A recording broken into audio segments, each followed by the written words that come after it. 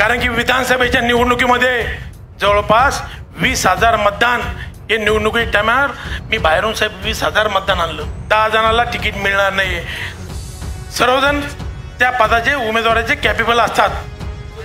बाहेर होतो त्यांना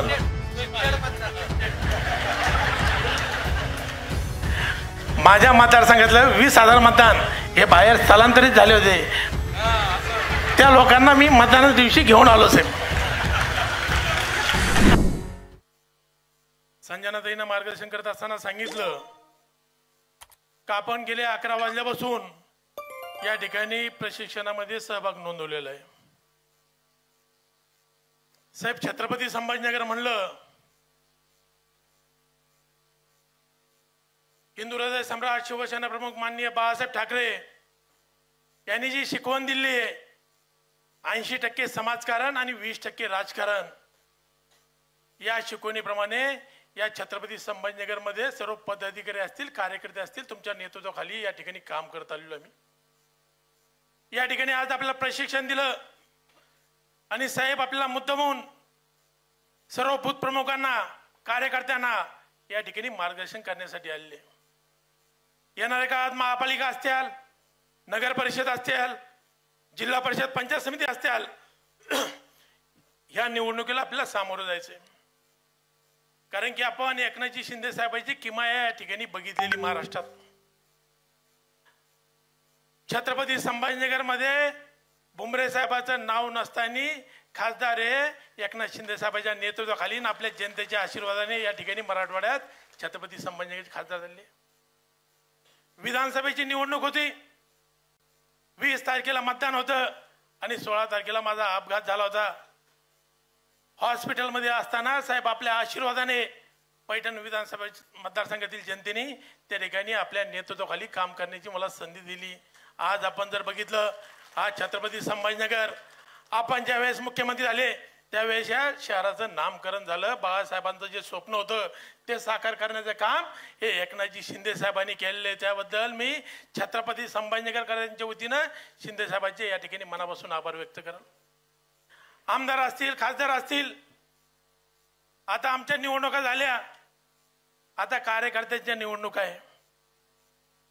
या ठिकाणी महापालिका असेल, जिल्हा परिषद असेल, पंचायत समिती असेल, नगर परिषद असतील, ग्रामपंचायती असतील, या निवडणुकीत सामोरं जाण्यासाठी आज आपण जे प्रशिक्षण आयोजित केलं, या प्रशिक्षणावरती बूथ प्रमुखांनी मतदान याद्या असतील, आपल्या गावातील, आपल्या मतदारसंघातील किती मतदार बाहेरगावी स्थलांतरित झालेले, आपण याच्या याद्या केल्या पाहिजे.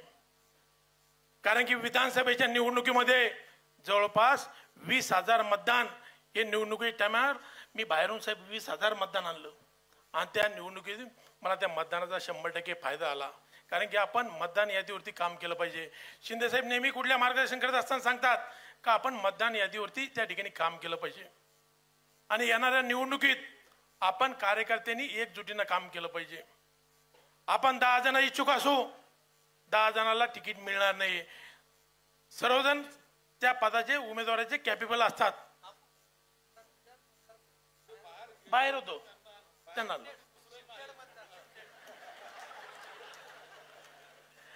माझ्या मतदारसंघातलं 20,000 मतदान हे बाहेर स्थलांतरित झाले होते. त्या लोकांना मी मतदानाच्या दिवशी घेऊन आलो साहेब.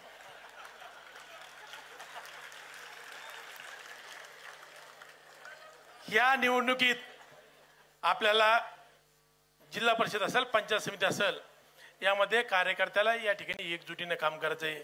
कारण की आपल्याला कल्पना आहे एकनाथजी शिंदे साहेबांनी या राज्यामध्ये अतिशय चांगलं काम केलेलं आहे ना. आपल्या जिल्ह्यात प्रत्येक आमदाराच्या मतदारसंघामध्ये अतिशय चांगला निधी त्यांनी दिलेला आहे. आज आपण जर बघितलं या ठिकाणी आपल्या मतदारसंघात मराठवाड्यात अतिवृष्टी होती, त्या काळात एकनाथजी शिंदे साहेबांनी प्रत्येक कार्यकर्त्याला आवाहन केलं, आमदारांना आवाहन केलं, मंत्री असतील सर्व, का शेतकऱ्याच्या बांधावरती माझा कार्यकर्ता पोहोचला पाहिजे. या दृष्टिकोनातून त्यांनी जो आदेश दिला त्या आदेशाचे पालन करून आपण प्रत्येक शेतकऱ्याच्या बांधावर गेलो. कारण की साहेब माझ्या मतदारसंघातली एक घटना आहे.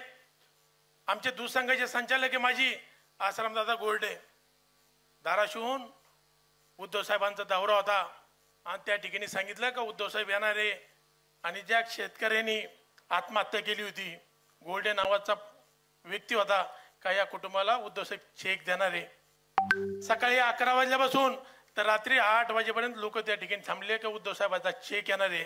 पण उद्धव साहेब त्या ठिकाणी आले, फक्त हात जोडला, काळजी करू नका, तुमच्या पाठीशी उद्धव साहेब आहे, तसं म्हणून चालले गेले. चेक देखील मिळाला नाही. ते कुटुंब म्हणे चेक जो मिळणार होता तो चेकच मिळाला नाही म्हणे आम्हाला. मी आता देखील फोन लावला, मला चेक आला का ते, आणि चेक नाही आला. आणि या राज्यात एकनाथजी शिंदे साहेबांच्या नेतृत्वाखाली या ठिकाणी पूरग्रस्तांना त्या ठिकाणी किटचं वाटप झालं. ज्या ठिकाणी अडीअडचणी आल्या प्रत्येक आमदारांशी संवाद साधवला का तुमच्या मतदारसंघात कुठली अडचण असेल तर ती सांगा, ते सोडवण्याचं काम हे राज्याचे आपले उपमुख्यमंत्री एकनाथजी शिंदे साहेबांनी केलेले. साहेब, या सर्व कार्यकर्त्याच्या विश्वासावरती तुम्हाला सांगतो काय येणाऱ्या निवडणुकीत आपल्या नेतृत्वाखाली या जिल्ह्यामध्ये भगवा फडकल्याशिवाय राहणार नाही. त्यामुळे आपण जो आदेश देताल त्या आदेशाचं आम्ही पालन करू. या ठिकाणी सर्व कार्यकर्त्याच्या वतीनं ही आपल्याला ग्वाही देतो. निवडणूक वेळेस आपण जो आदेश देताल त्याप्रमाणे काम करू आणि निश्चित आपल्या नेतृत्वाखाली या जिल्ह्यात डोलाने भगवा फडकल्याशिवाय राहणार नाही. या ठिकाणी एवढी शब्द देतो आणि थांबतो. धन्यवाद. जय हिंद, जय महाराष्ट्र. धन्यवाद.